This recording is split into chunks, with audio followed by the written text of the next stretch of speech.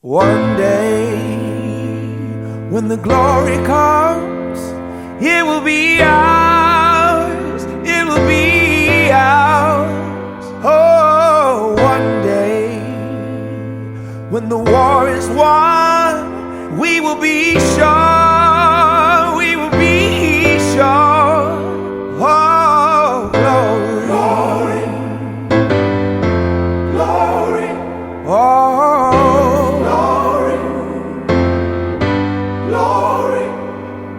hands to the heavens, no man, no weapon formed against, yes, glory is destined. Everyday women and men become legends. Sins that go against our skin become blessings. The movement is a rhythm to us. Freedom is like religion to us. Justice is juxtaposition in us. Justice for all just ain't specific enough. One son died, the spirit is revisiting us. True and living in us. Resistance is us. That's why Rosa sat on the bus. That's why we walk through Ferguson with our hands up. When it go down, we woman and man up. They say stay down, and we stand up. Shots, we on the ground, the camera panned up. King pointed to the mountaintop, and we ran up. One day, when the glory comes, it will be ours, it will be ours. Oh, one day, when the war is won, we will be sure, we will be sure. Oh, glory, glory, glory. Oh.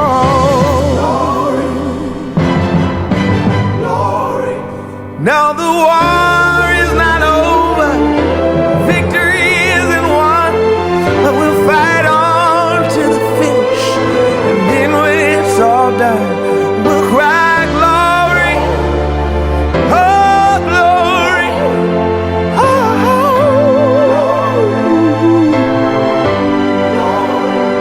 we'll cry glory, oh glory,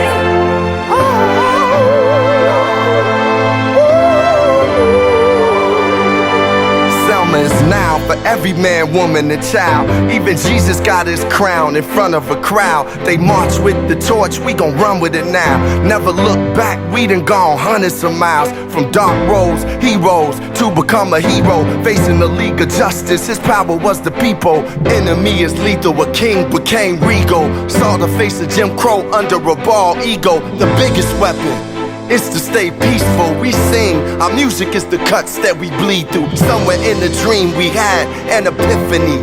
Now we right the wrongs in history. No one can win a war individually. It take the wisdom of the elders and young people's energy. Welcome to the story we call victory. The coming of the Lord, my eyes have seen the glory. One day, when the glory comes, it will be ours, it will be ours.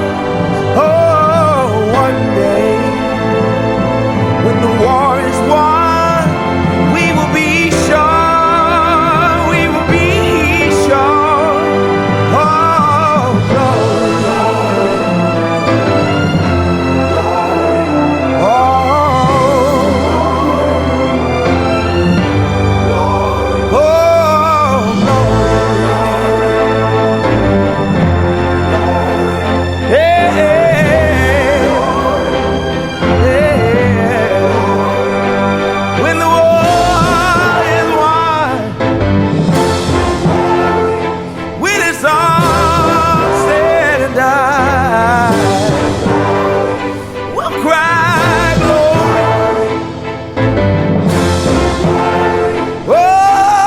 glory,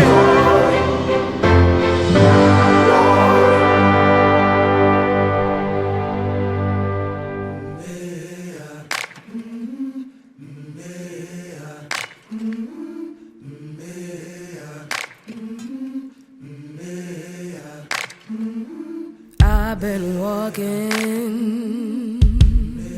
with my face turned to the sun. Weight on my shoulders, a bullet in my gun. I got eyes in the back of my head, just in case I have to run. I do what I can when I can, while I can for my people. While the clouds roll back and the stars fill the night, that's when I'm gonna stand up, take my people with me. Together we are going to a brand new home, far across the river. Can you hear freedom calling, calling me to answer? Gonna keep on keeping on. I can feel it in my bones.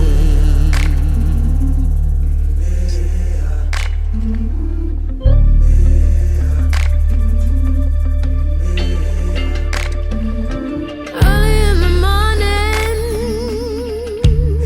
before the sun begins to shine, we're gonna start moving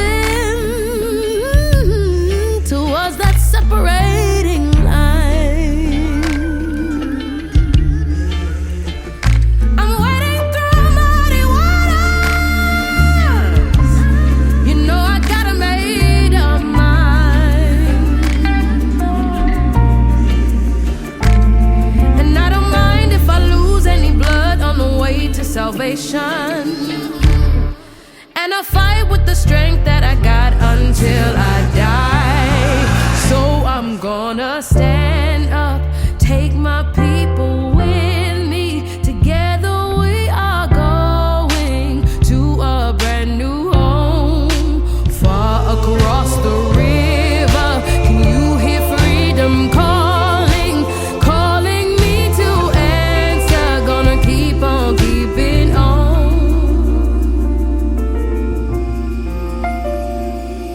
And I know what's around the bend might be hard to face, 'cause I'm alone, and I just might fail, but Lord knows I'll try.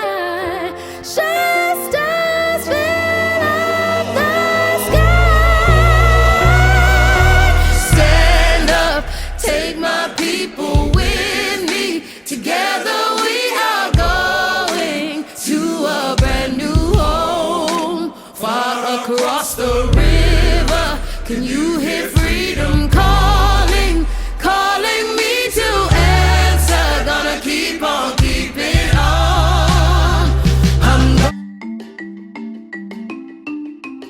Our footsteps through these halls are fueled by the pulsing horizon handed to us by our ancestors. Their rest is earned. We compile multitudes of never forgotten firsts, speaking on behalf of lost blood and ashes, our dreams echoing to the precious egg, knowing of the pride and power growing within. These weathered words and holy tongues have always been meant to save this world. Pull back the veil of shadowy intent by men who never believed in us, but we. Bring glory with each step before the court. Blanket our communities with truth, and we protect this imperfect process with every shaking breath. Reinforce the lives of those in peril by giving them these tools, and we remind our children of the precedent in their DNA, the spine of this system. Upon each other's back, watch us build pillars of the people until there are no more firsts for us to gain. Good evening. Welcome to J. Franklin Bourne Bar Association's Scholarship Awards Banquet and Silent Auction, Bourne Legacy 2020. Thank you to each and every one of you for being with us today. I am Chandrika Rennell, the president-elect of the illustrious J. Franklin Bourne Bar Association. Today marks our 36th annual Scholarship Awards Banquet, meaning the banquet is older than me.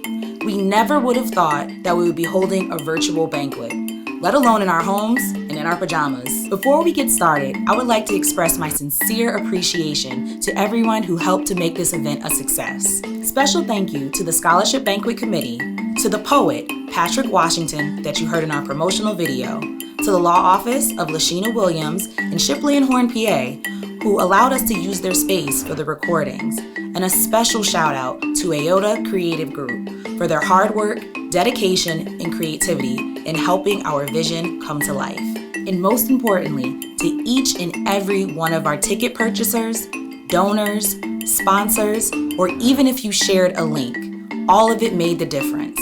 It helped to make this event a success. Since our first banquet in 1984, we have awarded over $180,000 to deserving law students.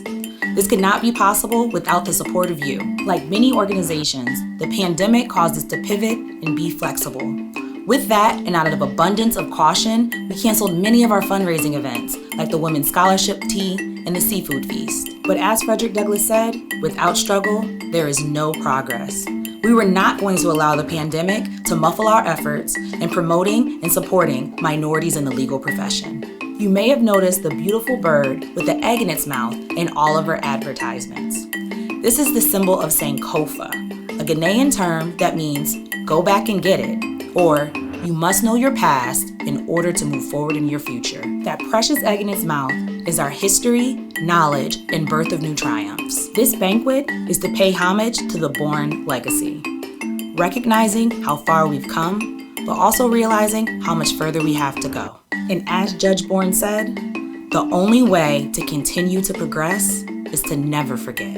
With that, let's continue with our program. But first, a special message from Judge Sheila Tillerson Adams.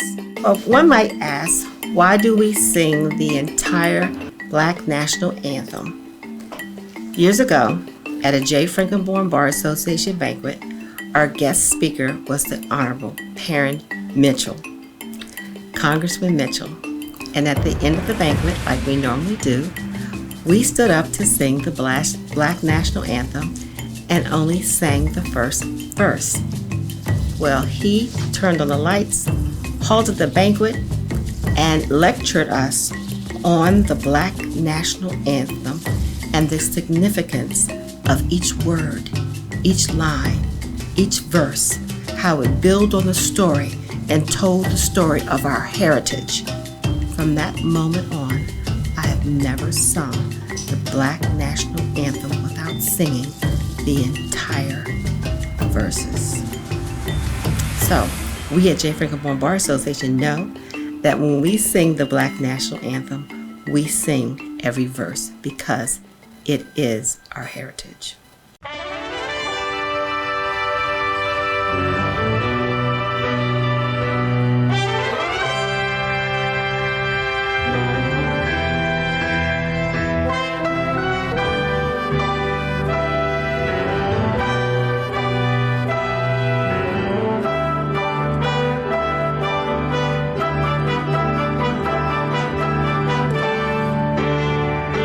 Lift every voice and sing.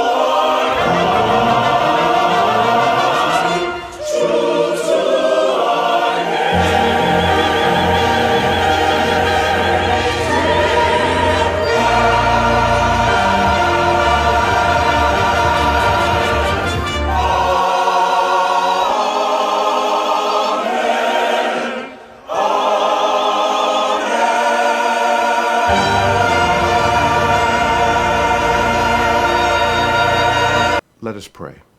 Most heavenly, gracious Father, we thank you. Thank you for having brought us together for this banquet. Thank you for having encouraged us and enlightened us and provided us the tools that we may continue to be about your Father, our Father's business, getting to know one another, building relationships for your honor and glory. We say thank you, Lord. All things are possible for what you have done for us, to us, and through us, dear Lord, and we say thank you. Now bless this gathering. While we may be in different places, scattered throughout this world, we are together and brought together by your provision, dear Lord. You are Jehovah Jireh, our provider, and we say thank you, Lord. Bless this evening. May everyone enjoy themselves and this time together. While we are apart, we are together here through this technology. And so, Lord, we surrender this program to you. We know it's going to be good. We're already claiming the victory, Lord, for what you're providing. And we know, Lord, from this event tonight, new relationships will be spawned. New directions will be moved into. New encouragements will be brought to your people, dear Lord, so we may upbuild your kingdom here on earth. So you get all the praise, honor, and glory. It is in the precious name of the Father we say amen. Amen.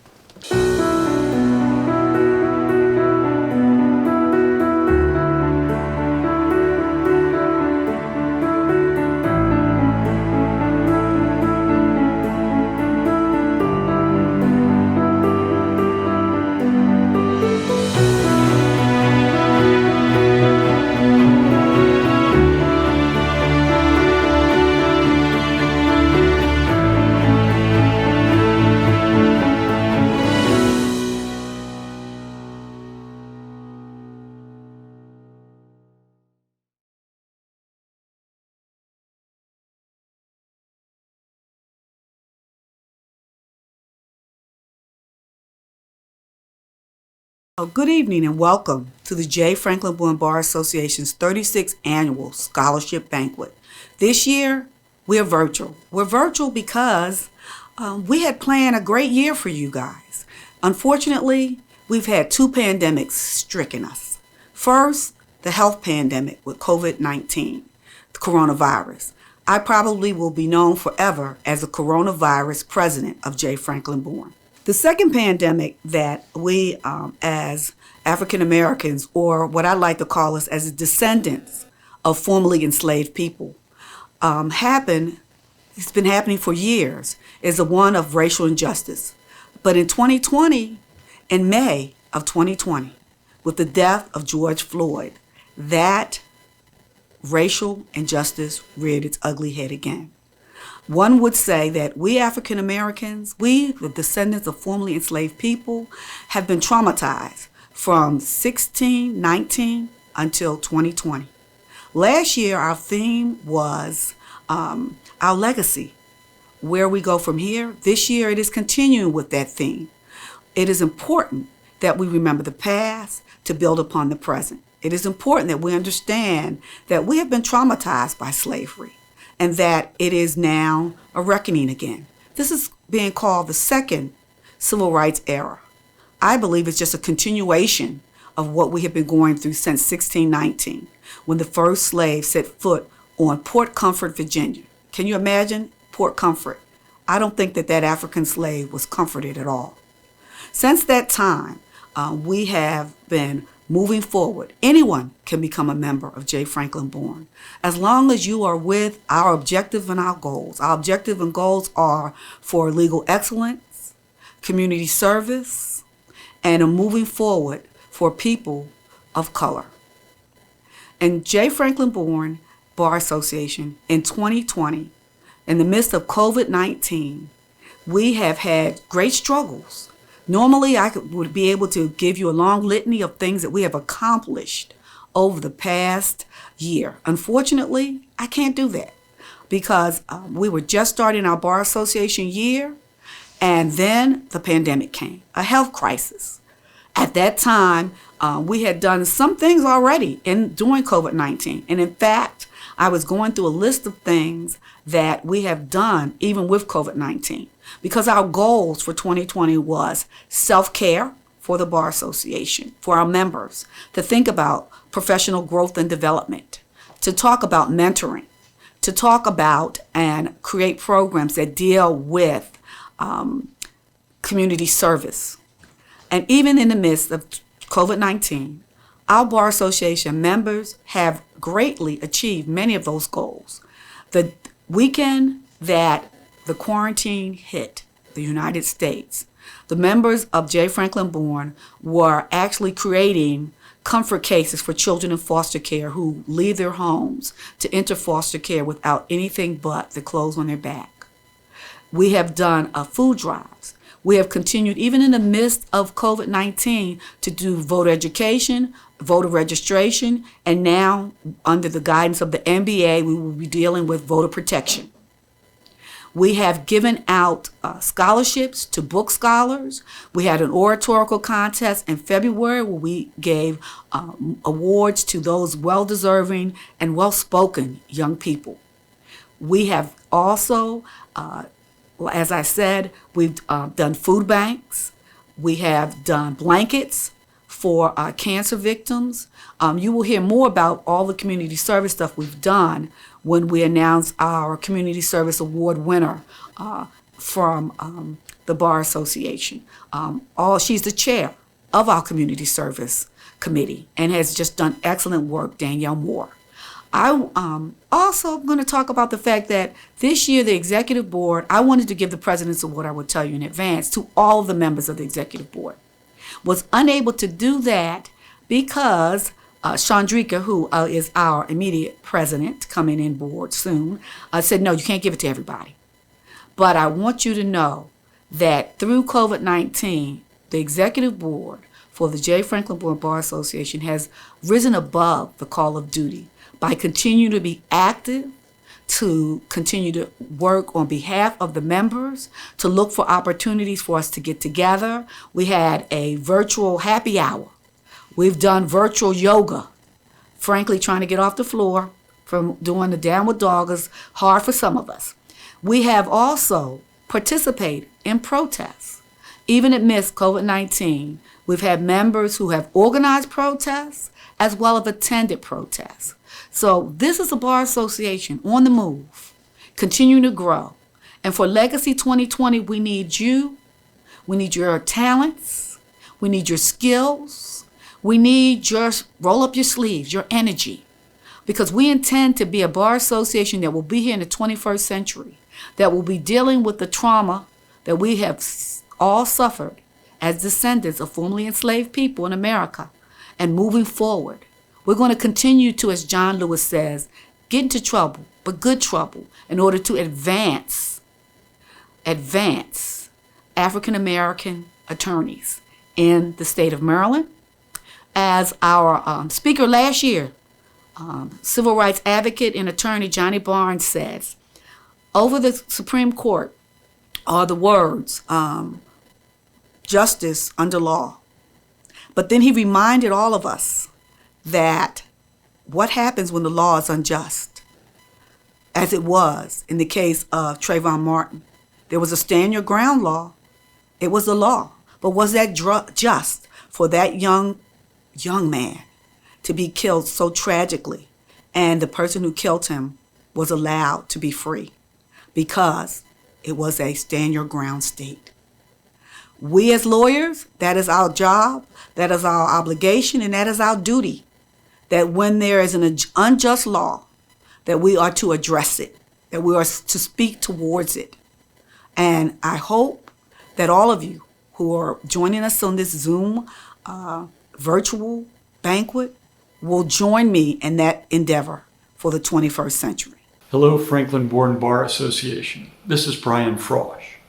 Our office has been hard at work to ensure that we have a safe election, one free of intimidation and harassment, and one in which every vote is counted.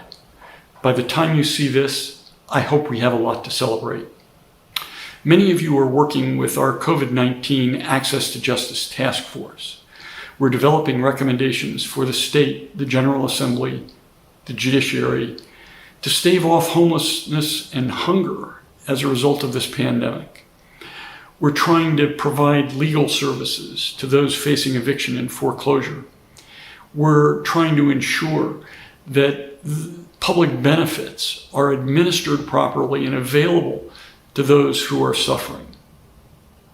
I thank you for the great work that you're doing, and I look forward to seeing you in person next year. Hi, it's an honor to join with the J. Franklin-Bourne Bar Association for this scholarship gala.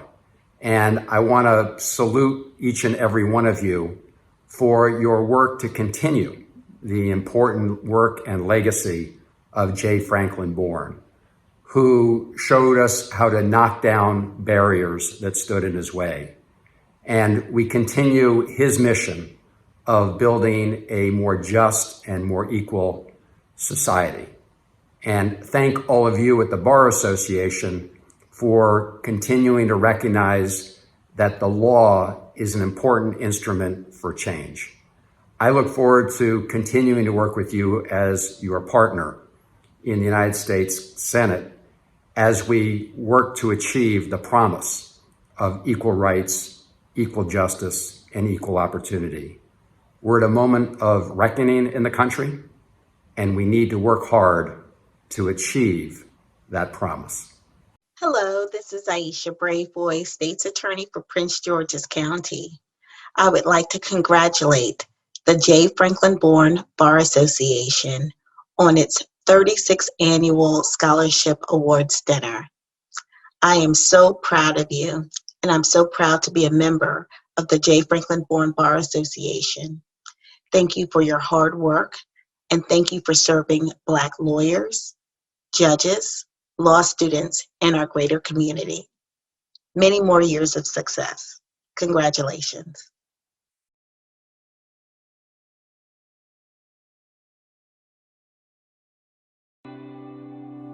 My name is Yvette Papeau, and I am a 2015 J. Franklin-Bourne Scholarship recipient. I recall learning about the scholarship through Monumental City Bar Association, actually. I became a part of Monumental when I was a first-year law student, and I looked into what J. Franklin-Bourne was all about.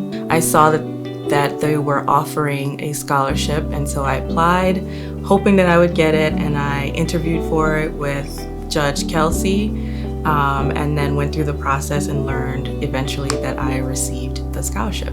It meant a great deal to me. At the time, I was a DACA recipient, so that means that I was under deferred action. I didn't have any legal status, and because of that, I wasn't able to apply for loans or any scholarships that required citizenship, which is most of them. So to receive this scholarship from the J. Franklin-Bourne Bar Association really made a difference in my life because I was able to pay for tuition for my classes to continue my legal education. I'm extremely appreciative of the J. Franklin-Bourne Association for the scholarship and for all that it continues to do in Maryland, for Black attorneys in particular. Being a part of J. Franklin-Bourne Association allows me to interact with people who not only look like me, but who are in the same profession as me and who have the same goals as I do, which is to understand what the legal profession does for people like us, and to promote the amazingness that is, being a Black professional in Maryland For young attorneys who are thinking about joining a bar association, J. Franklin Bourne is not only a historical blueprint for that, but it's also a place that allows you to network with individuals who can talk you through going through this profession as a Black professional. I am the first. I was the first. We were the first. I am the first. I'm the first. The first. I was the first. The first Black African American. African American woman. First African American woman. You want to start from current and go back? That works. All right, okay. I'm just saying. I had no idea that we would have had the number of outstanding leaders, outstanding people who would become county executives, who would become county councilmen, who would in fact become delegates to our state legislature. For us to have this kind of representation in the government, in the judiciary, to see that today. If you study the stories of other people that have been identified as trailblazers, you will find that there is nothing extraordinary about them. It's not so much that we're so much brilliant or we had all the ideas. Sometimes you're in the right spot at the right time. Well, I don't consider myself a trailblazer. I consider myself the beneficiary of a lot of folks who have come before. Each one of us stands on the shoulders of someone else. Trailblazer is a rather flattering term. I just look at myself as being one among many. I feel strange about it because while it's flattering, it is also, you say to yourself, what took so long? What's extraordinary is the opportunity that they took to go and follow a path that was not marked by someone else. I'm the first person in my family to go to college. I was the first person in my family to ever attend college. I think if someone's a trailblazer or a first, it means more to your community probably than it does to you, because ultimately you're represented. You are a symbol. You become something of a goal. Being a trailblazer means that you have responsibilities. It's imperative that you reach back and you help other people along the way. I have to pave the way for others to follow. I think it's just important that people that look like you are in these positions so that others can know that they can do anything that they put their mind to. It shows what is possible. It shows that if one stands on the shoulders of those who came before, one can achieve something worthwhile. This Bar Association has been a springboard for so many. I love the idea that I am a part of the organization where so many trailblazers got their start. Here in Prince George's County, demographics were changing. When I started practicing after my clerkship from 73 to 74, there were only 4 Black lawyers in Prince George's County. There were needs politically, there were needs in communities, there were certainly needs on the bench. They had the vision to pull together in a climate where there was not welcoming. I was hoping that we would have an association that would also spring up and produce leaders who would not only be great members of the bar, but who also would be persons who would run for office and become judges. Instead of resigning ourselves to accepting whatever crumbs, we decided that we wanted to have a seat at the table. We had to really work hard to get some more judges, and now our bench is predominantly African American and predominantly African American women at that. Power is never surrendered. You have to take it. J. Franklin Bourne Bar Association is family, and it's a place where young lawyers can come, grow, and learn, and leave with confidence. When they go into the community, they can do and be whatever they desire to be, and know that they have a network of people that have their back. We have brought out from the leadership of the J. Franklin Bourne Bar Association men and women who have achieved in both Montgomery and Prince George's. It's just a great feeling to have been a part of starting something that has made a real difference in our community.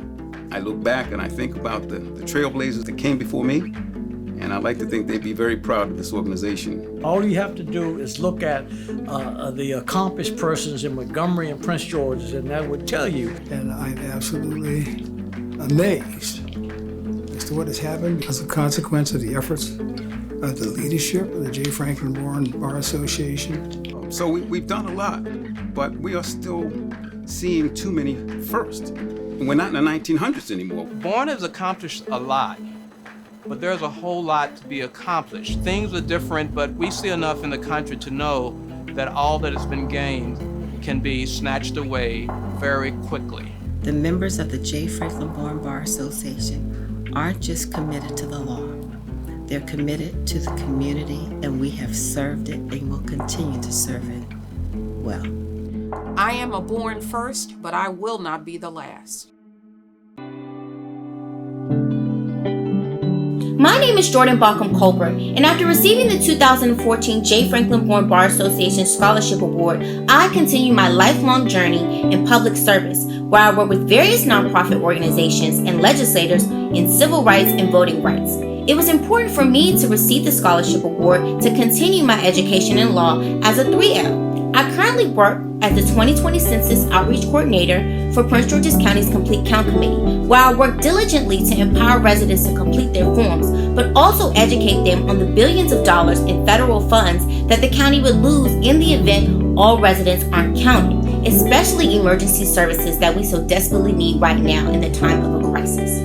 The scholarship award has afforded me a lifelong mentorship that I so desperately appreciate, but also has provided me the tools that I need to pass the baton for more generations to come. Congratulations to the 2020 recipients, and thank you, J. Franklin Bourne Bar Association, for all that you've done for our community.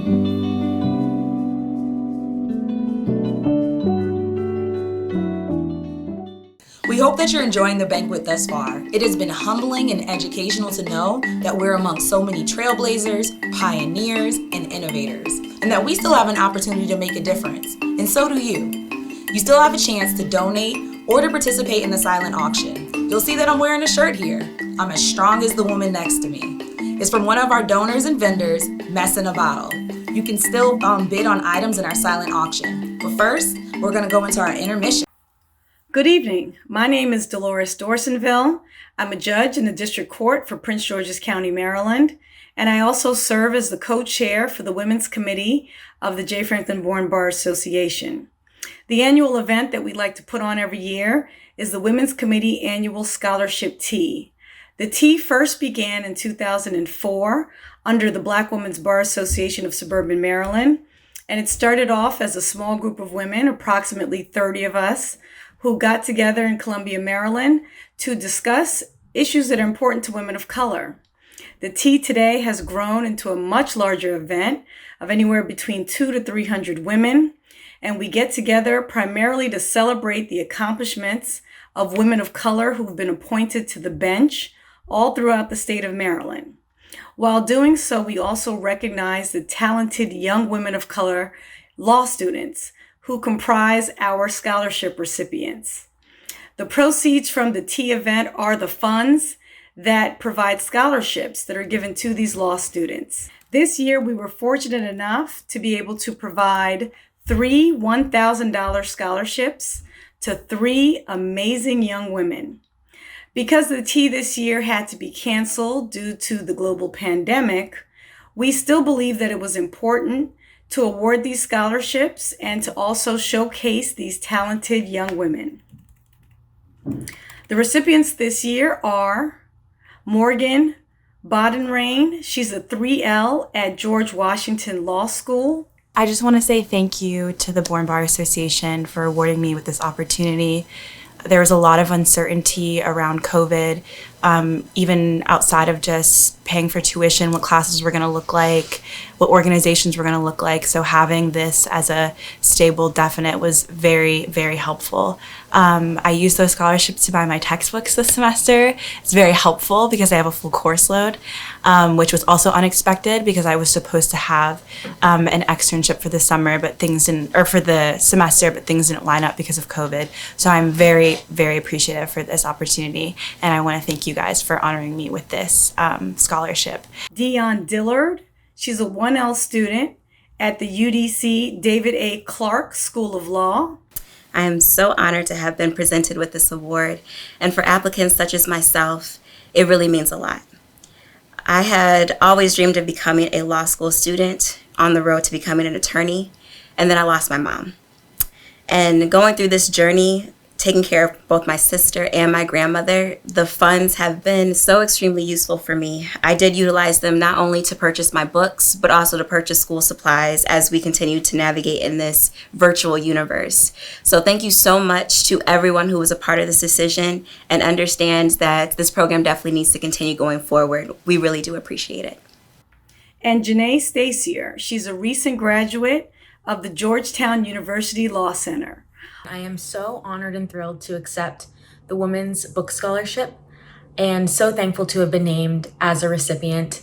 Since applying for the scholarship, I have been able to learn so much about the J. Franklin Bourne Bar Association, have been able to meet with the incredible members of the Women's Committee and many others to learn about what you all are doing to impact the legal profession. And I am so grateful both for the scholarship and for the exposure that I've been able to obtain from this process. On behalf of the Women's Committee of the J. Franklin Bourne Bar Association, we thank you and we congratulate you ladies for all you have done.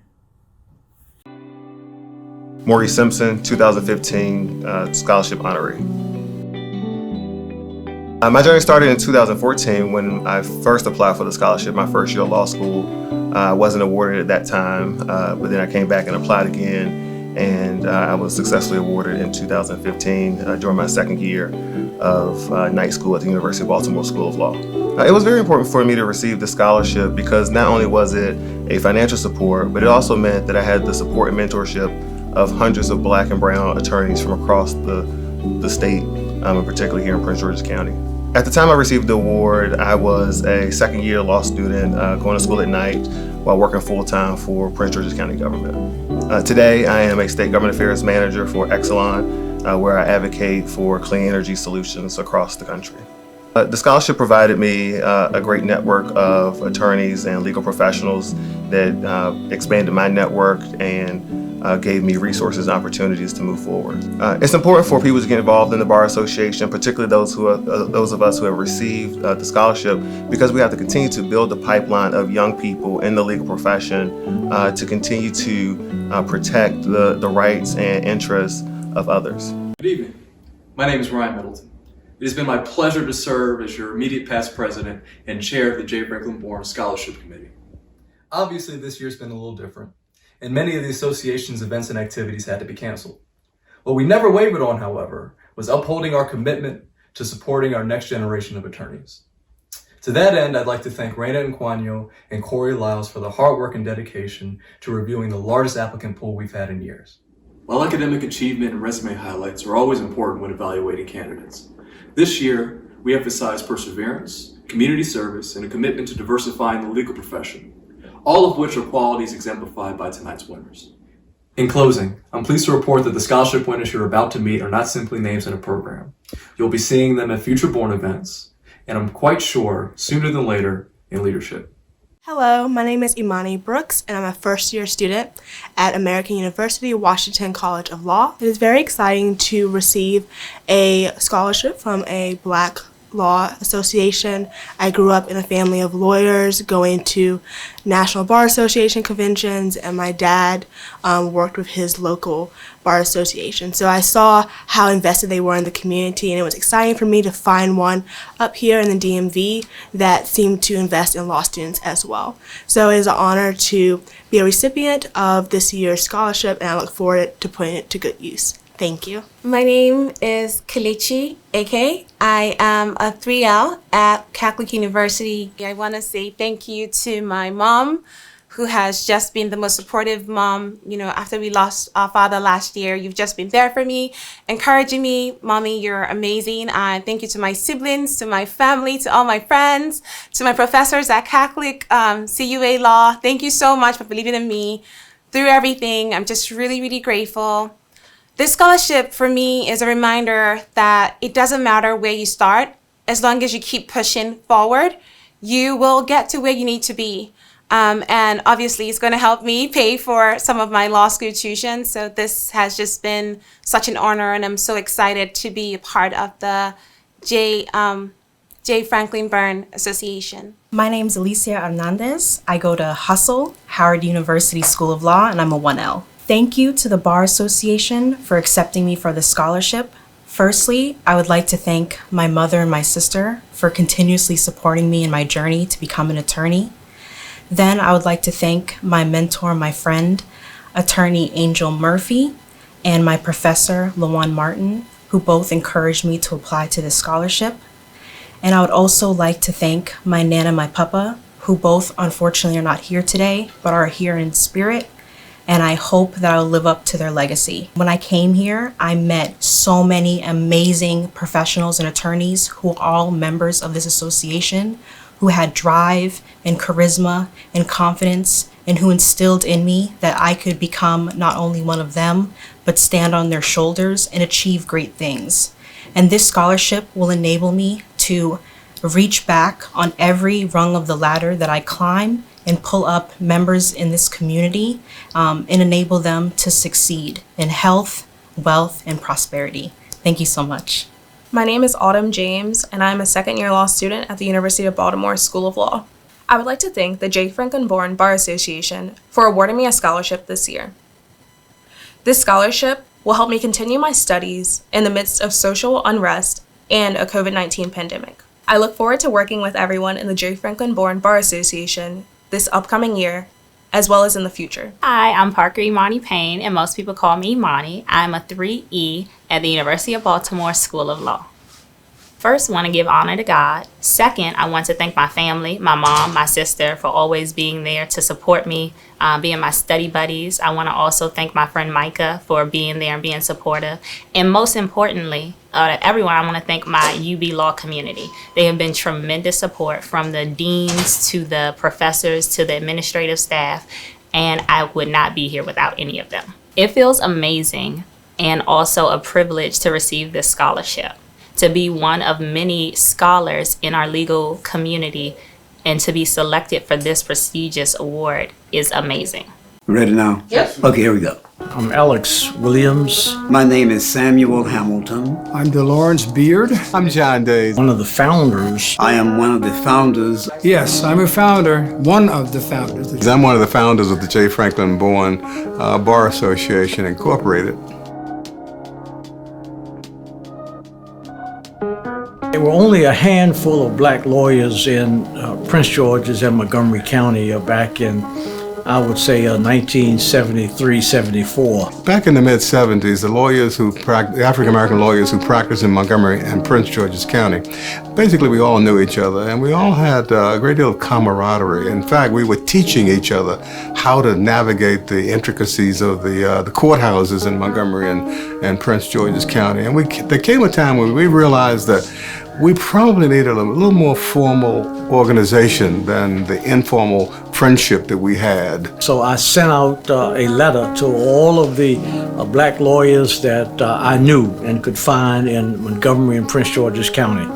We probably had about 13 or so, or somewhere in that vicinity, and 2 judges. Surprisingly, I don't know who knew it, but Judge James H. Taylor came to the meeting. And it was James H. Taylor's encouragement and enthusiasm for what we were doing. He said, "You guys are doing the right thing. Do this. I'm behind you. You're doing the right thing." And it was his enthusiasm really that got us off the ground. And we had a meeting about the need for an association.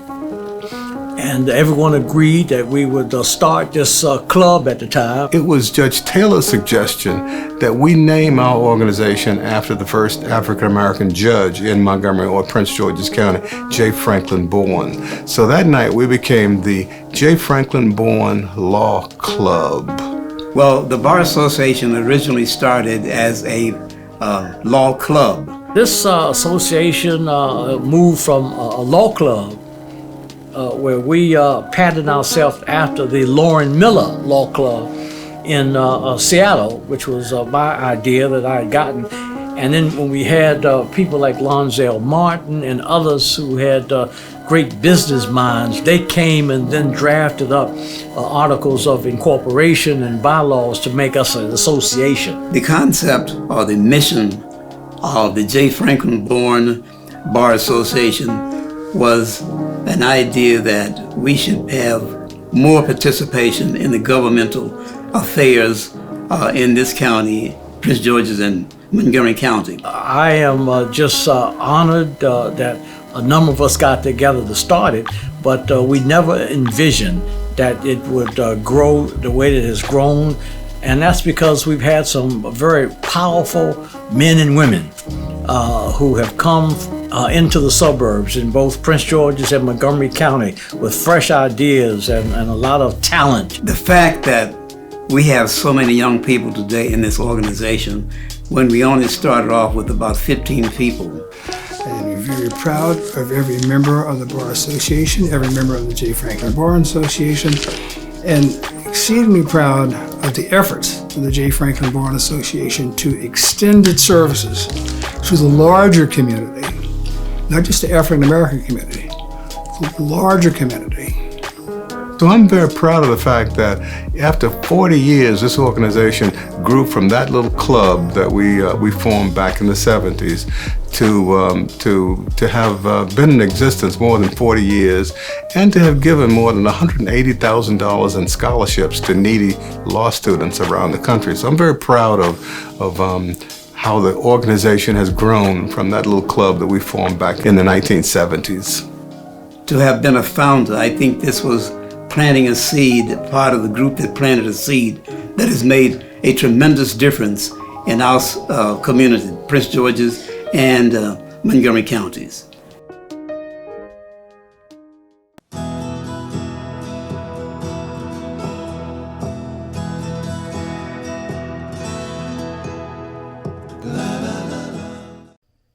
Hello everyone, my name is Angel Murphy and I'm the proud owner of the Murphy Law Firm LLC, and we are a proud sponsor of this year's scholarship banquet. I'm even more proud of my past paralegal Alicia Hernandez, who is now a 1L at Howard University School of Law, where I matriculated and was first introduced into Bourne from Judge Dawson. I thank Judge Dawson for introducing me to Bourne and for my service on the board, and now as a member and active participant of a lot of committees. Thank you and congratulations again, Bourne.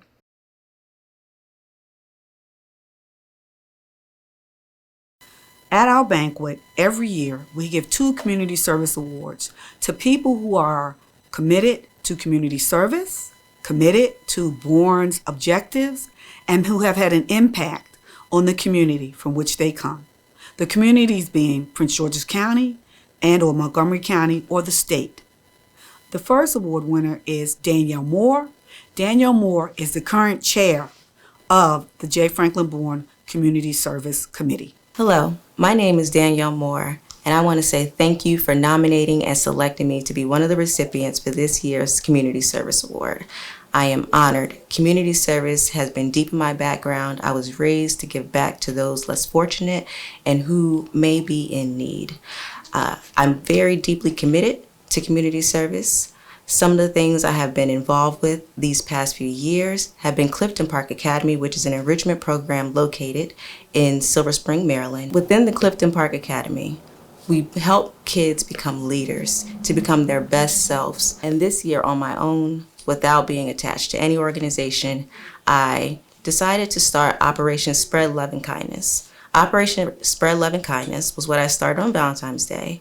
And there I collected donations so that I could go out and buy supplies to stuff gift bags for the homeless population in DC. In those gift bags were sandwiches, snacks that provided a meal for that day, but also I was able to donate a $10 gift card to each of the recipients of these gift bags, along with toiletries to help them bathe and wash if they're unable to get to a sink or a bathroom. And I felt this was needed because the homeless population in DC goes overlooked. So again, I say thank you for this award. Again, I am honored and I am blessed to be a member of this organization. The second award goes to Miss Marion Wright McKinney. The foundation is named after her mother, Miss Edith P. Wright. Thank you very much to the J. Franklin Bourne Bar Association. I am so honored and humbled to receive the Community Service Award for 2020. Thank you so much for taking time to look into the work that the Edith P. Wright Breast Cancer Foundation does. We are excited to continue to provide support services to families facing breast cancer. What does that mean? It means that we help those who are on the journey fighting the battle of breast cancer. We do it through our three-prong approach: educating, serving, and celebrating. We partner with schools, we help breast cancer survivors and patients, and we celebrate medical practitioners, family members, caregivers, and our community. It is my honor and privilege to accept this award today, and congratulations on all the work that you all are doing to impact our community. We need you, and we are grateful for you. Again, thank you.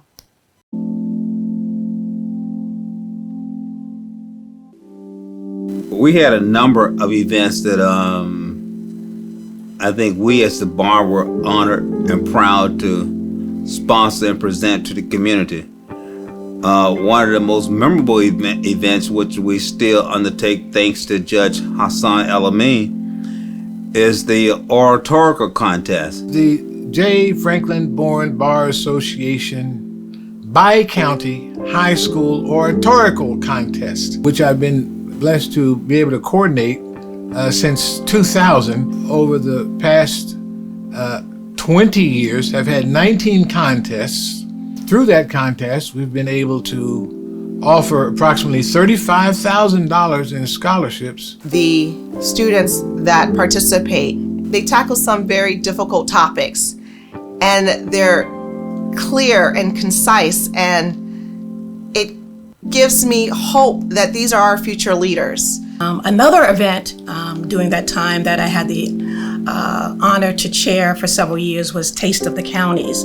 I inherited that from past President Betty Hewlett. It was so much fun, and I loved it because it was a community event. So because I had the pleasure and honor of having a father, Hassan El-Amin, as I call him Daddy, as an active member of J. Franklin Bourne, I literally grew up in this association. I was able to go to the Taste of the Counties as a kid and walk around and try some of the delicious food and help my dad make his deviled eggs. It's an event that I would look forward to growing up. Additionally, the male participants went way out to exhibit their extraordinary culinary talents. And I think some of us were joking about some of my cooking and some of the other members of the association who were outstanding cooks. So why not showcase the men of Prince George's and Montgomery counties who cook? So not to mention I won several of those awards of the best outstanding cook for the J. Franklin Bourne. One of the dishes one year was chocolate cheesecake with the inner layer of sweet pitted cherries. The J. Franklin Bourne Bar Association, the county bar, the community, the kids, families, it was just a wonderful event. We raised a lot of money, but the money wasn't the focus of it. It was the camaraderie, the competition between the guys cooking and the families and the kids running around. So it was just, I think the Taste of the County was one of those events that was just so memorable. The service project that I initiated with J. Franklin Bourne was Christmas in April. Christmas in April was a project started with the county executive, Paris Glendenning, in the late 1980s. And it's a wonderful organization that tries to work on the homes of those needy and senior residents in Prince George's County. And once I worked with them with the county exec, I went back to Bourne, into the Prince George's County Bar Association, and asked if anybody would be willing to volunteer to do this work. And to my amazement, several attorneys joined that year and stayed involved in Christmas in April for the next 20. And even in the latest years when I have done less, I have noticed that Judge Sharon Kelsey stepped up and worked very hard with Christmas in April, and many other members came. There was one woman who was a breast cancer survivor, and she also suffered seriously from osteoporosis. And while there were other things that she needed in the house that we were able to get for her, Her biggest struggle was doing laundry. She didn't have a washer and dryer in her home, and she had to go to a laundromat, and that was very taxing on her joints.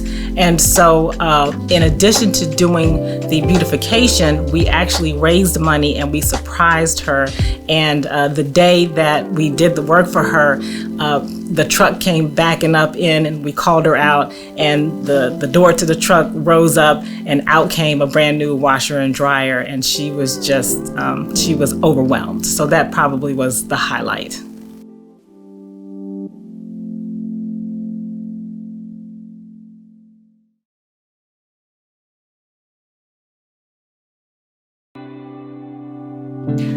I am Kiana Harris, a 2018 recipient of the J. Franklin Bourne Bar Association Scholarship.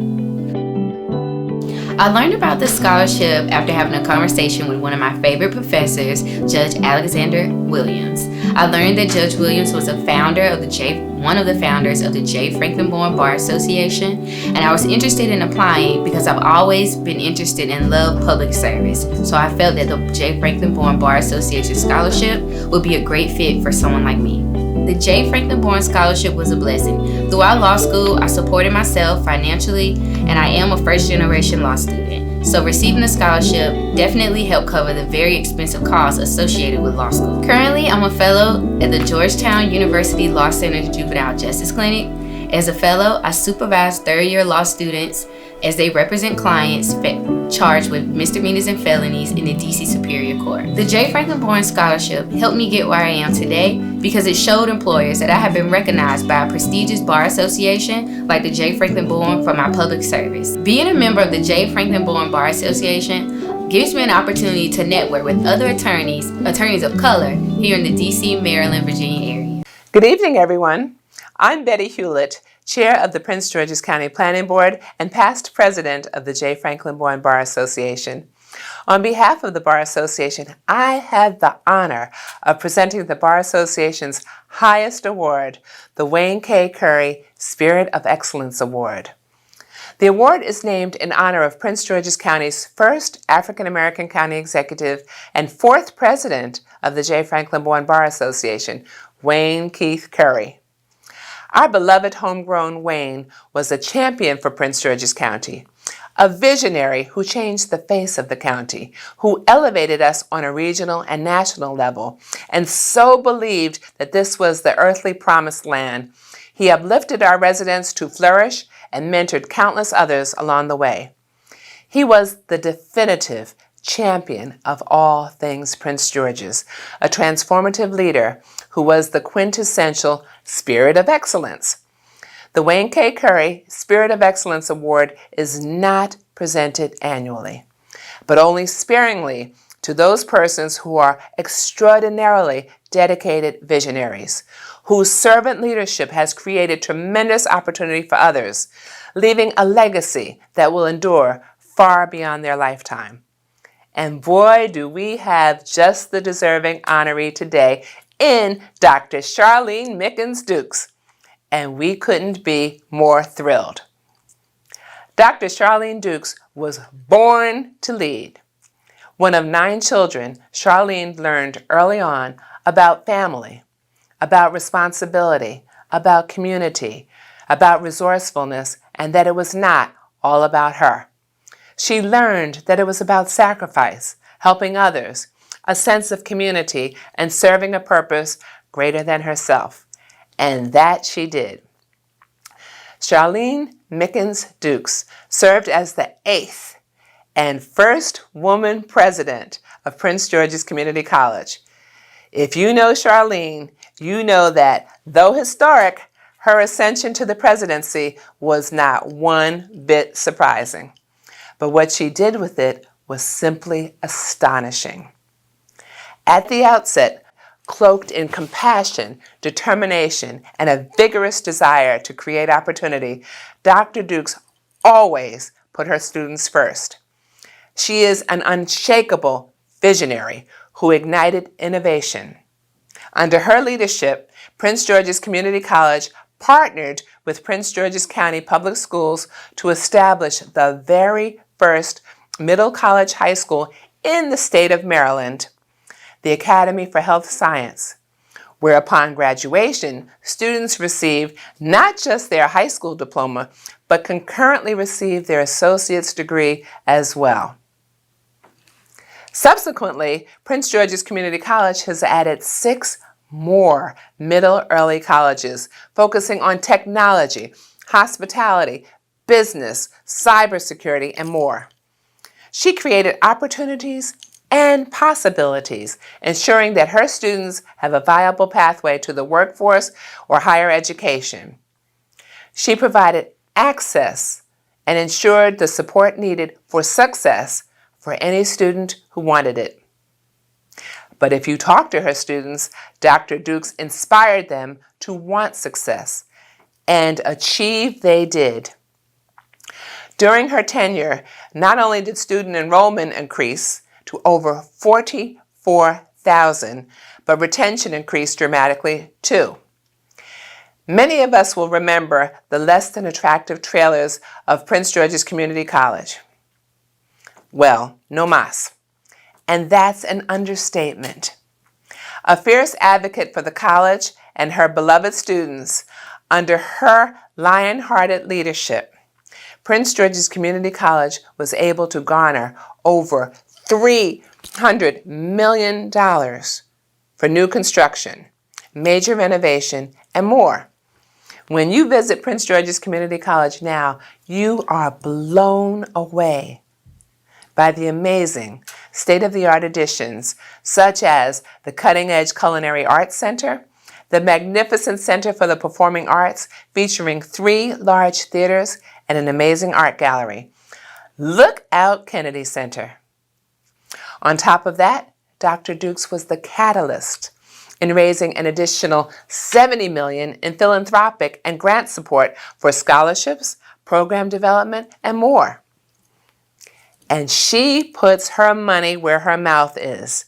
To date, Dr. Dukes is the single highest individual contributor to the Prince George's Community College Foundation, benefiting the college and her beloved students.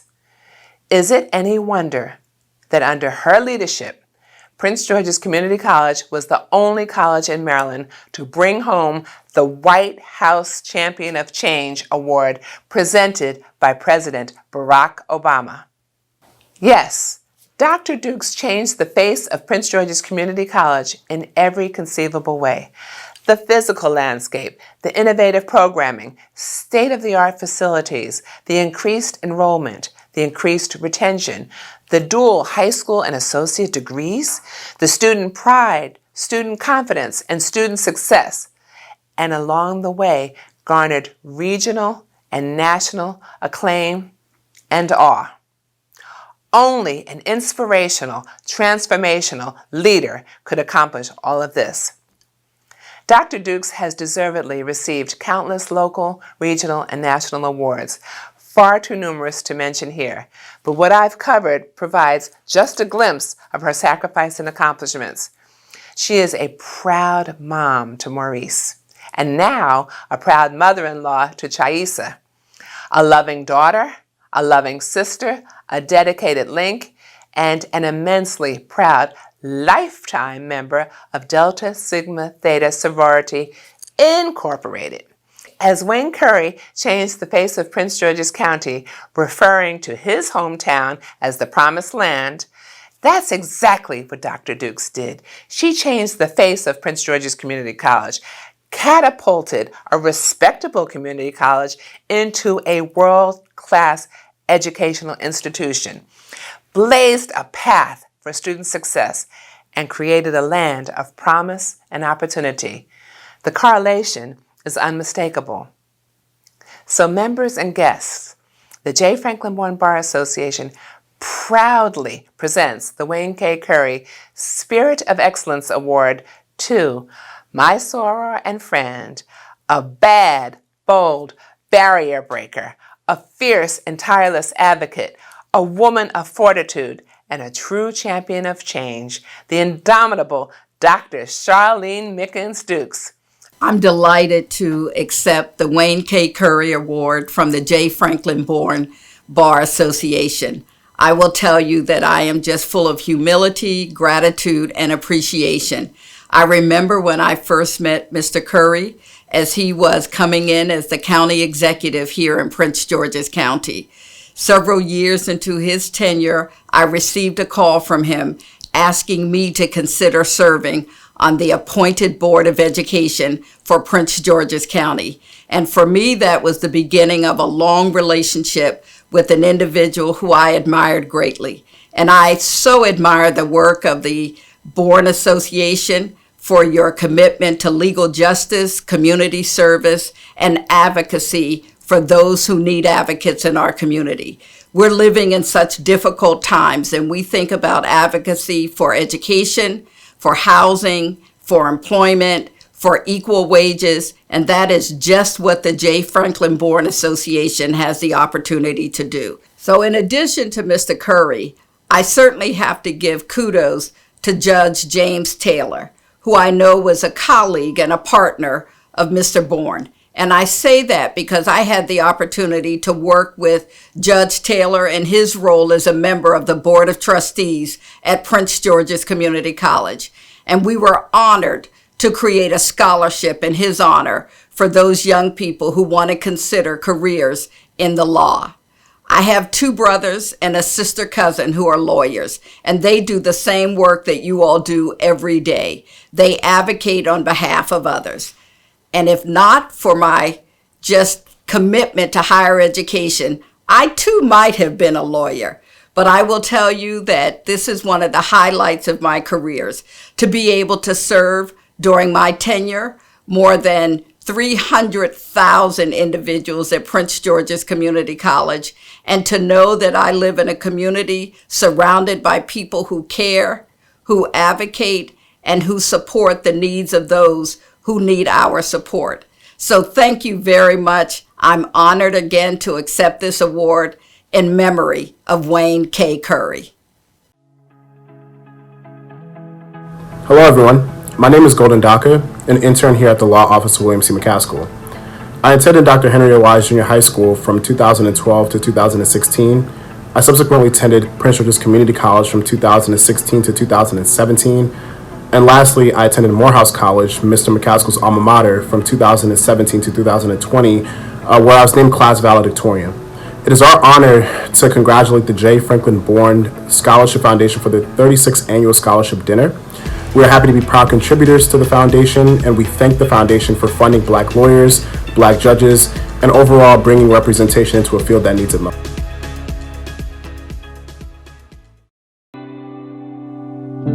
My name is Raina Nquanyo, and I am a 2018 J. Franklin Bourne Scholarship recipient. I received the scholarship in 2018. I attended University of Maryland School of Law. The scholarship has certainly been influential to my success and the woman and attorney that I have become. I've gotten the opportunity to work for the third African American woman to the Circuit Court for Montgomery County. And I have met several official and unofficial mentors, as well as just gotten the opportunity to evolve in leadership roles, get more involved in the community, and learn more about the legal profession. So I just finished up my clerkship with the Honorable Jill R. Cummins for the Circuit Court for Montgomery County, and I'm now an associate at O'Donoghue & O'Donoghue in DC. First of all, there's none other like J. Franklin Bourne Bar Association. These individuals are, while they're your professional network, they truly become part of your family and people who you call upon, whether it's a loss or whether you have something going on emotionally. So I would certainly suggest joining the Bar Association. It's an invaluable connection and network, and again, access to people who you wouldn't otherwise have access to on a daily basis, and I think we oftentimes take it for granted. I am a past president. I am a past president. Past president. I'm a former president. Past president. I'm the past president. I am a past president. I'm a past president. I am a past president. And I'm a former president. I've had the honor to serve as a past president. I'm a past president of the J. Franklin Bourne. The J. Franklin Bourne. J. Franklin Bourne Bar Association.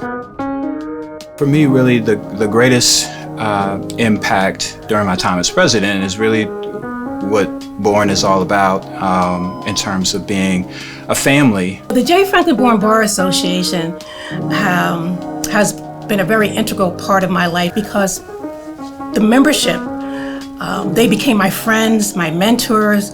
My father made it his mission to get me involved. And that started coming into Art Horn's office for the Scholarship Banquet Planning Committee. And when I was in law school, I had no idea what I was doing, but he wanted me to be involved. Betty Hewlett, who urged that I join J. Franklin Bourne, the late Wayne Curry, Arthur Horn, Michelle Houghton, Judge Tillerson Adams, just a host of people, and they all stressed the importance of belonging to this bar association, and they were so right. When I first came to this county in 1984 from Baltimore, I didn't know anybody, but someone told me to get involved in the J. Franklin Bourne Bar Association, and I did. And from that, I met Wayne Curry, Greg Gill, became lifelong friends with Betty Hewlett, and it was just, they embraced me. One of the things that is very important to me to be associated with Bourne is the level of mentorship. And that's what what I still love most about J. Franklin Bourne is the opportunity to network and to share information and to get information and to be educated. J. Franklin Bourne can be a fertile place to develop relationships that last forever. The ability to just be able to pick up the phone and call a Judge Houghton or a Judge Alexander Williams or Betty Hewlett, and they have so much wisdom. It was just a commitment to excellence and bringing people along. And they did it for me, and I hope that I do it for others. Reach back, lend a helping hand. That's what this community is all about. Join the J. Franklin Bourne, become active, take a committee leadership role. It helped launch my career. And it's not just about elevating individuals to the next level. It's about nurturing. It's a safe place, and a safe place to make mistakes, a safe place to learn, and a safe place to grow. It shows what Bourne is all about mentorship, about lifting each other up, about sticking together, about bringing up the younger attorneys. You have to dedicate your time to it. It's not something that is a ceremonial position. It is a working position. So many of the past presidents are high achievers, pioneers, all the way from our first president, Alex Williams. So much have I learned from past presidents of J. Franklin Bourne. I guess I learned a lot from Sally Williams. She was the first president from Montgomery County, and it was her goal to bridge the gap between the two counties. It's just like I was fortunate to follow quite a few great presidents. You're always there for one another. Past presidents don't disappear. They remain steady and active.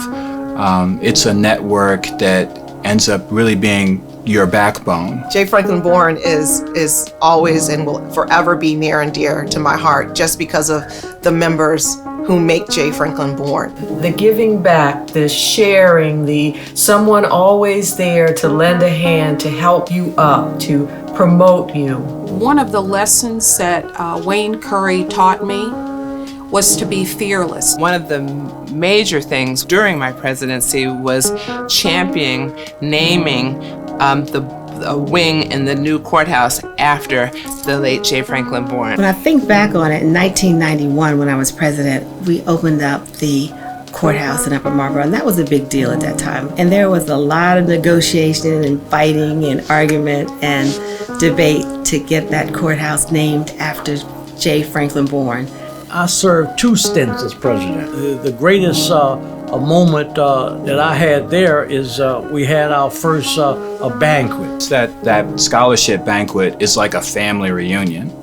It's like a big family reunion. I worked on the very first scholarship banquet. It's grown, and we've given out tons and tons of scholarships to appropriate and deserving law students. And it starts off with a lot of networking, a wonderful program, always a great keynote speaker. The Bourne Banquet, in my opinion, is one of the best events that go off in the county. The reason why we've been able to sustain for 43 years is because the many individuals who care about the progress of Black attorneys. I didn't even imagine that it would reach this level of notoriety and success as it has here in 2020, and that's basically because the individuals who are part of the association, again, are individuals that care about others and are true leaders within their community. I've always been involved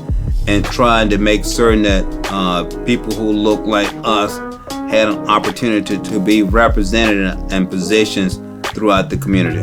Now, at a time such as this, there is no more important thing than being a Black lawyer.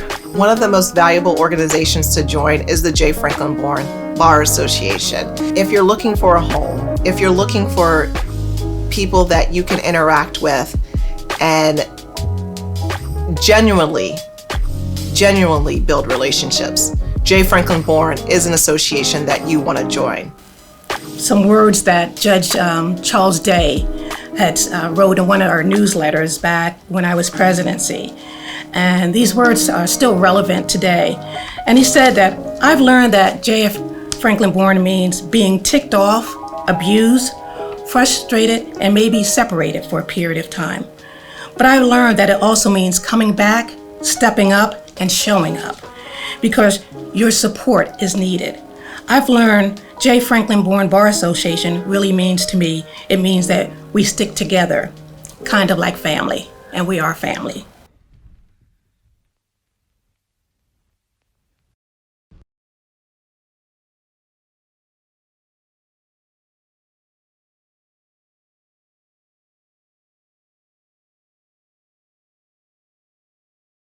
The J. Franklin Bourne Bar Association has a President's Award for individuals who have worked tirelessly for the Bar Association, who have gone beyond the call of duty. The two individuals I'd like to receive this award this year would be Crystal Gaines, who serves on the executive board. Crystal is the corresponding secretary, and Crystal is the person who sends out all those wonderful emails, who sends out the e-blasts, who creates those flyers, who does all that work when I just call her.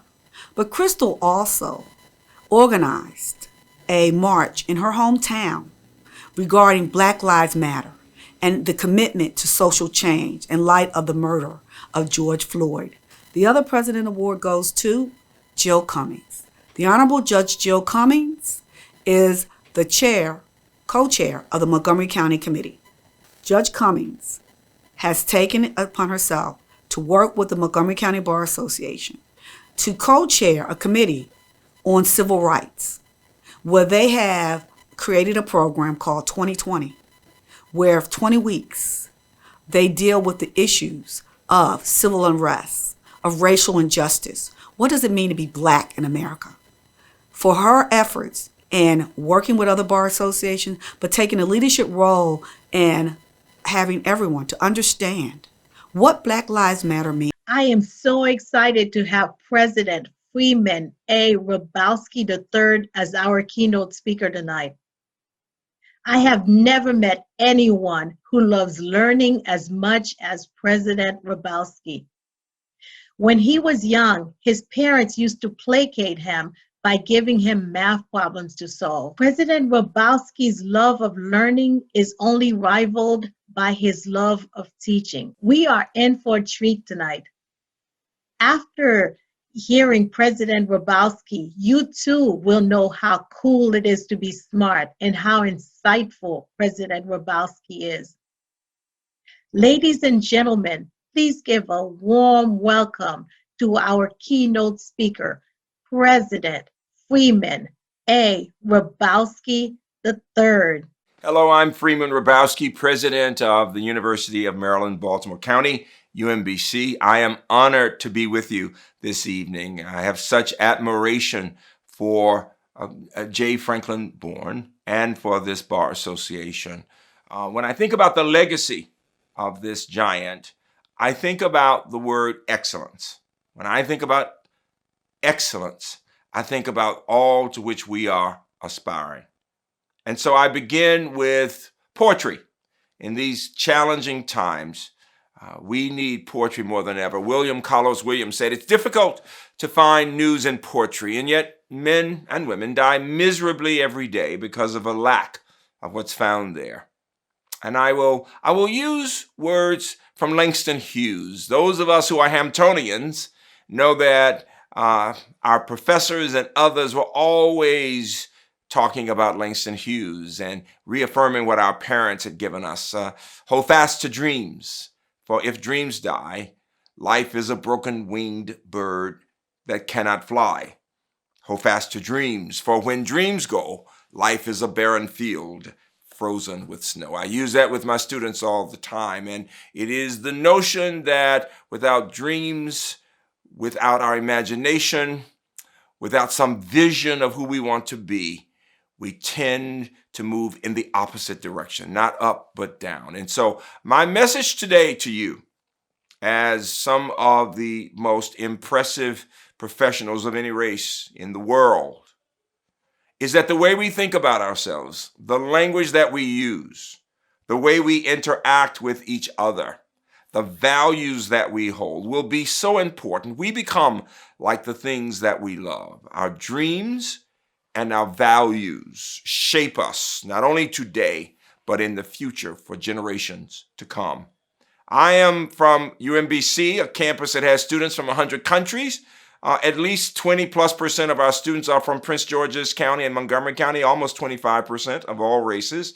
We've got more than half the students who have one parent at least from another country, whether they are from one of the African countries, Nigeria probably the largest number, to the islands, to the Caribbean, whether it's Jamaica, Barbados, and others. But other students who are from right here in Prince George's County, Montgomery County, and down on the Eastern Shore. And the message that I want you to think about is the power of education. The power of education. Where would anyone here be? The ineluctable question is, where would you be if it were not for an education? Each of us has a story, and while I am in Baltimore and have been there for years and years, I am a native of Birmingham. I'm a very proud Southerner. People here in Maryland sometimes consider themselves Southern. You tell me. Other times, not as much. I would call Baltimore, Prince George's County, D.C., the Upper South. The Upper South. But I am from the Deep South. Those of us who are from Alabama and Mississippi and Louisiana have this sense of the possibilities and the tragedies all in one sentence, in the same way that others around the country, but there's something about the Deep South. And all of you, at one point, if you're not with parents or grandparents from another country, come out of that region for the most part. And so why do I tell you that? Well, Southerners in general can tell stories. We can weave a story. And if I gave you a math theory, I'm a nerd in math. UMBC is a place where math rocks. And I've always loved math. But my mother was an English teacher. And she had grown up as a child maid. She preferred to work in a wealthy home as a little kid rather than in the hot cotton fields because she wanted to see how rich people lived. And the woman allowed her to use the library at a time when there was no library for children of color. And here's the significance of that story. The more my mother read, the better a reader she became. And the more proficient a reader she became, the more she loved to read. And people would say that's a special little girl because her reading skills led to her being able to write with clarity, and her speaking began to distinguish her from others. And all of a sudden, my mother knew exactly what she wanted to do for the rest of her life, to become a teacher. She said, teachers touch them all, the lawyers, the doctors, and everybody. They have to come through the teachers. And she would always quote Zora Neale Hurston in her book, Their Eyes Were Watching God. Ships at a distance have every man's wish on board. For some, they come in with the tide. For others, they sail forever on the horizon, never out of sight, never landing until the watcher turns his head away in resignation, his dreams mocked to death by time. That is the life of men. And my mother would say, and women. And Hurston, like Hughes, is talking about not just the importance of dreams, but about two types of people. People whose dreams become reality, all of us. And then people who, in the words of Langston Hughes, see their dreams deferred. And the biggest difference between those two groups will be education. Now, why do I spend so much time talking about literature and poetry? Because we're living in such challenging times. It's very easy to be very discouraged and to get down into the weeds of the challenges we face on an everyday level, or to think about the big picture and the major issues, whether it's about COVID or about structural racism or about the economy or about politics. And somehow we have to be able to rise above it all for a moment and say, but where are we going? What do we plan to accomplish? What is it we must do? You know, it is significant that Mr. Bourne had begun to practice law in the 50s and was that first black to do that. But we're still dealing with firsts. And while on the one hand, that's a great accomplishment for those individuals, it is a challenge that we're still dealing with firsts. That so many law firms, for example, still don't have their first black senior partner, if partner at all. I am delighted to talk about my alumni all the time. Harry Johnson, many of you know, was that first black president of the Maryland State Bar Association back in about 2003. That's not even been 20 years. And then someone I consider a daughter, Alicia Wilson, who went to Mervo, a trade school in Baltimore. A trade school where people sometimes aspire to become cosmetologists, as an example, who had the grit, as we talk about at UMBC, and the vision to do all that her capacity would allow her to do, and came to UMBC, did wonderfully, went on to the University of Maryland and passed the bar, and by age 30 had become the first black partner at Gordon Feinblatt, one of the prestigious law firms, most prestigious in Baltimore. And now she is vice president at Hopkins. And so I want you to think about dreams and about all those little girls who are being told they want to be cosmetologists. Nothing wrong with being a cosmetologist, but we want people to have the breadth of possibilities. That child who could have easily been pushed in one way, who somehow had people who believed in her and to take her God-given talents. And now here she is, one of the senior leaders at Johns Hopkins University, having done so much for the city of Baltimore. And so keep that thought about children and their dreams on the one hand. And then listen to me for a moment, talk about one more story.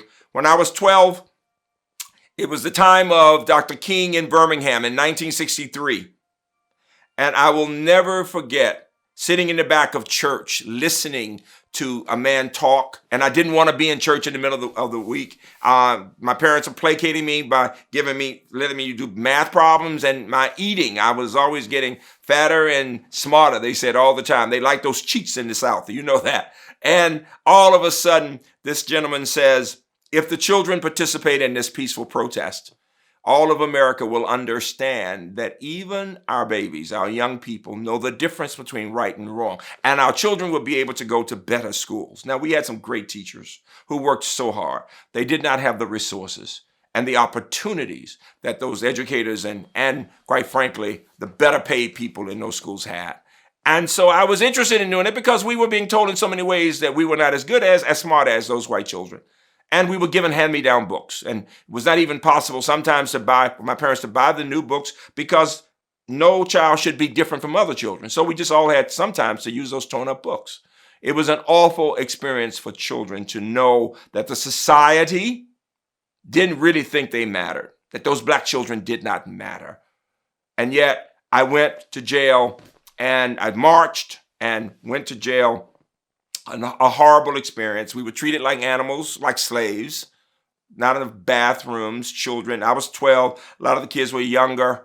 And it was horrific that America treated us as if we were criminals because we wanted a better education.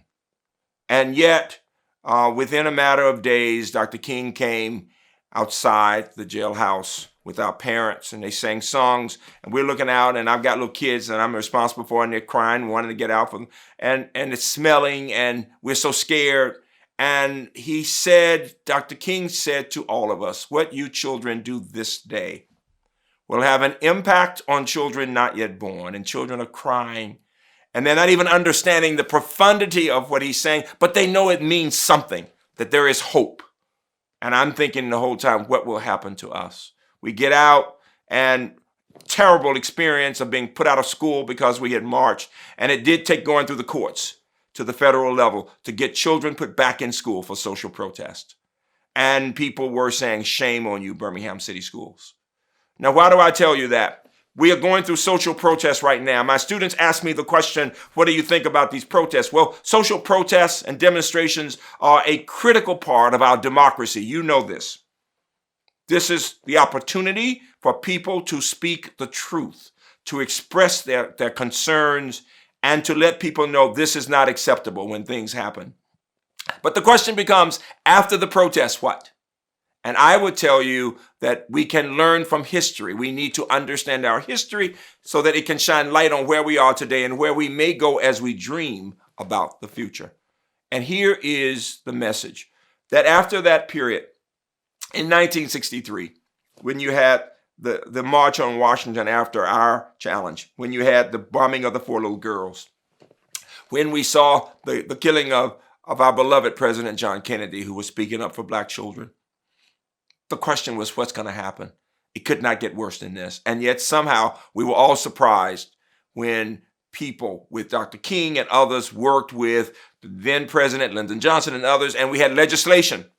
There were a lot of lawyers, including black lawyers, working to do what we could to change the rules of the game. And this is why lawyers and the training you have can give you tools to help us begin to address these issues of structural racism. And so before we knew it, we had the Civil Rights Act, we had the Voting Rights Act, we had the Higher Education Act, all between 63 and 65. And the world was transformed in this country in many ways. One example, if I were there with you now, I'd ask you, what percent of Americans do you think in the mid-60s had graduated from college? The fact is, it was only 10%. And then I asked, well, what about blacks? And it ends up it's between 3 and 4%, almost all of whom would have come from one of the HBCUs, with few examples, with few exceptions. And then for whites, though, you'd think 20, 30%, it was only 11%. Only 11% for whites, 3 to 4% for blacks, overall 10%. Today, we're up to about 30% of Americans with a 4-year college degree. We're delighted that more and more people are getting that 2-year institution degree at community college. Community colleges are more important than ever. The 2 you've got here, in Prince George's County, Montgomery County, are first-rate institutions. We get many wonderful students from those institutions. But the fact is that today, only 30% of Americans have graduated from college, under 40% of whites, about 23, 24% of blacks. The Latino population today, still only about 15%. The Asian population, slightly over 50%. But hear me saying this.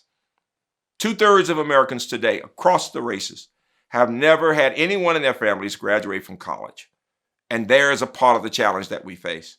But at the same time, what I would say to you is this is a time when people are saying, no more. We need to address these issues of structural racism.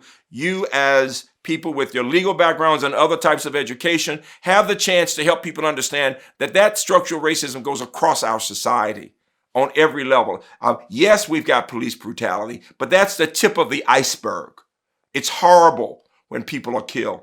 But when you look at the impact of the prejudices, the discrimination, the structural racism on our communities, and you see the resulting violence of children killing children, that has so much to do with not blaming victims, but with what society has done to our communities. Whether talking about criminal justice, as you know, and the need for great reform, or talking about health disparities, or the academic achievement gap, or the fact that so many families don't have someone with the skills to have a job. There's so many factors there.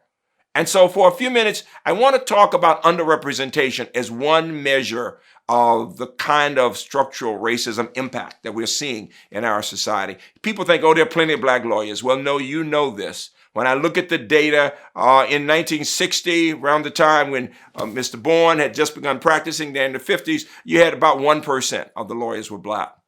And then right now we're up to maybe 5%. But when you look at jobs and you look at opportunities and you look at the highest paying, we are still so terribly underrepresented. The same thing is true in medicine. We're up to about 5%. And we know that there are fewer black males in medical school today than there were than we found in the 80s. And the area where my campus has made tremendous progress that I want you to think about is, as you know, in science, in STEM. As I said, I'm a mathematician. I get goosebumps during math. But I will tell you, my mother, who had been an English teacher, became a math teacher. And I learned from her that if you want a child to be able to do something in STEM, whether it is in math or chemistry or in physics or in engineering or pre-med, you've got to start with reading skills. This is what I want you to keep in mind. If you give me a child who can read well, I can teach her to solve word problems. And physics, engineering, chemistry are all word problems, math-based. And so we must teach our children to read more critically. We must teach our children to understand distinctions between what is fact and what is opinion. We must teach our children to be able to listen carefully, not just our children, but ourselves, to listen carefully to the issues. And so what I want you to think about is the fact that we're still with under 2% of the scientists in our country at all the national agencies, under 2%, barely 1% are African American. So here in the corridor, the Baltimore-Washington corridor, where we have the largest percentages of scientists at the National Institutes of Health, all the way over to the National Security Agency, to the National Institutes of Standards and Technology. You can go on and on and on. It was significant that a fellow Birminghamian, Willie May, became the head of NIST, coming out of that same segregated black school system. A chemist, Willie May. So we've got these great examples. But when we look at the totality of it, what we see is that very few blacks are represented in science, even when talking about health disparities, where we know blacks and Latinx people, a large percentage of the challenge, and that we die sooner. The fact that the children who went to jail with me, when we went to jail, and people say today, where are the kids now? So many are dead because they came out of the projects. If you are poor, you die sooner. If you're a teacher's child, you got a chance of doing better and moving on.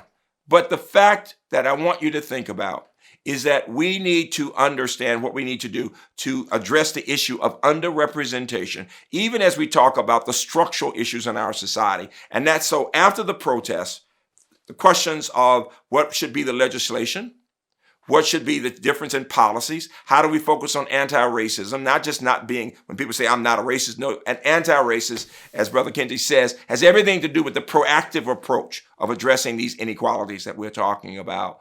And so nothing could be more important than talking about the vote, as you know, how critical the vote is, because we have to vote in people who have values that we agree with, so that we can change the policies and the rules, whether about healthcare or about education or about criminal justice. And so I want you to bask in the success of my campus for a minute. When I tell you that in the midst of this challenge of COVID, of structural racism highlighted in our society, of the economic issues, that we are stepping up. We are stepping up. And this Mile Scholars Program, many of whom have come from your counties, Prince George's and Montgomery County, these students are doing remarkably well. We have 4 black males right now who are on the faculty at Duke. I mean, in tenure track and tenured positions, including endowed chairs, coming out from Roosevelt High School to Springbrook High School in Montgomery County and others. And that these are former athletes who are MD, PhDs in 3 cases. And in the case of Damon Tweedy, who wrote the book Black Man in White Coat, MD, JD. MD from Duke, JD from Yale. They're all professors. They're writing articles all the time for the New York Times to Science Magazine. And so I tell you that as inspiration. And if you say, well, how did we do it? I want you to look at my TED Talk, which focuses on high expectations, not just of students, but of ourselves, that we as faculty can do much more. Because most students who go to college, especially when it's very socially prestigious places, who start off in engineering or science, get wiped out. We call the first year of science in America weed out courses. So it's high expectations, not just for our students and for our families, but also for the faculty, for the universities. What are we doing to make sure students' dreams become fulfilled? And secondly, building community, as you have done with this bar association, building community among students so they're not fighting each other, so they do more together than party, that they work hard to make a difference. And number 3, really critical, that it takes scientists to produce scientists, but I will tell you this, it takes lawyers to produce lawyers. It takes artists to produce artists. Whatever your discipline and your gift, as you talk about how we get more into that field, you got to pull them in. You got to help them with those reading skills and those thinking skills and to dream about what they might do. Who would have known that somebody who was a first partner at age 30 at a big law firm, Alicia, could then go on and work for Kevin Plank and to do all kinds of things in the city of Baltimore in economic development and then become a senior vice president for economic development at Hopkins, all the opportunities that are there. And then finally, evaluation. So those 4 pillars of success on my TED Talk have everything to do with success, not just in science, but in general. And so I leave you with the idea that when you take that vaccine, and you must, that'll be out soon, I want you to remember that the person, the scientist, the brilliant scientist who has led the team at NIH, who now has a patent on that COVID vaccine affiliated with Moderna, is a Black woman. This is the first time. This is history. I get goosebumps thinking about it. One of my students that we recruited from Hillsborough, North Carolina, from the country, who comes up here when people think about people from the South and Black people and women not doing these kinds of things. And here she is. God has blessed her to be the one who is with the patent on that vaccine right now. Kizzmekia Corbett, Corbett. Look her up. An amazing human being. She is a Malhoff who went on to, after graduating from UMBC to Chapel Hill, back at NIH, who lives in this area in Maryland right now. And then the leading young neuroscientist in the world got the award this year, Khafre Zarasa, coming out of Springbrook High School, another Malhoff. So when you think about the significance of representation, if we want more people to appreciate science and medicine and vaccines, they've got to see people like themselves there, just as we need them to see lawyers and what lawyers can do. I leave you with this message. Sitting in that jail more than 50 years ago, I could never have imagined being president of a university that would produce a Black woman to become the first Speaker of the House of the state of Maryland, or the first Black woman to create this vaccine, or to be the #1 producer of Blacks who go on to complete MD PhDs in the country. We have produced more Blacks who are now MD PhDs than any university in the history of our country.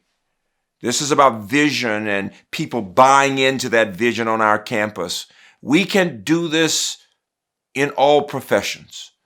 What we need is to remember Bourne's legacy of excellence. Aristotle said excellence is never an accident. And he ends the quote by saying, choice, not chance, determines destiny. And there is the ineluctable question for each of us.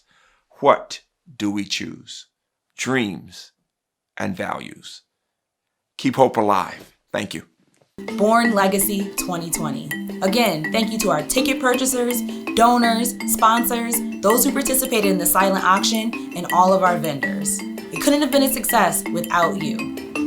Thank you for coming. Remember, be safe, wear your mask, and social distancing. Remember, Sankofa, and as Judge Bourne said, in order for us to continue to progress, we must never forget.